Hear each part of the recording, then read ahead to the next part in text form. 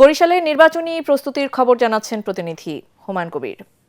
জাতীয় সংসদ নির্বাচনে এখন ব্যালট বাক্স সহ বিভিন্ন সামগ্রী বিতরণ চলছে। সকাল থেকে এই বিতরণ শুরু হয়েছে এবং এটি বিকাল পর্যন্ত চলবে।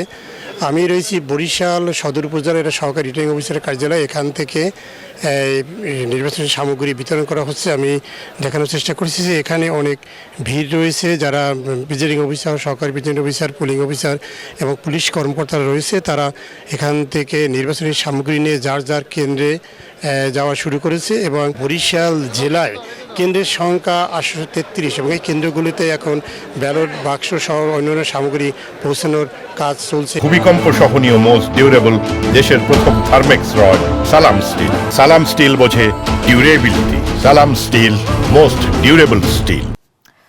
ময়মনসিংহের নির্বাচনী প্রস্তুতির খবর জানাচ্ছেন প্রতিনিধি শাহ আলম উজ্জ্বল।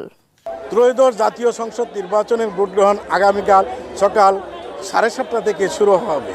ময়মনসিংহের 11টি আসনে মোট 67 জন প্রার্থী প্রতিদ্বন্দ্বিতা করছেন। এই 11টি আসনের প্রত্যেকটি উপজেলা নির্বাহী কর্মকর্তার কার্যালয় থেকে ভোটের সামগ্রী বিতরণ শুরু হয়েছে। ময়মনসিংহের 11টি আসনে মোট ভোটার সংখ্যা 47,64,099 জন।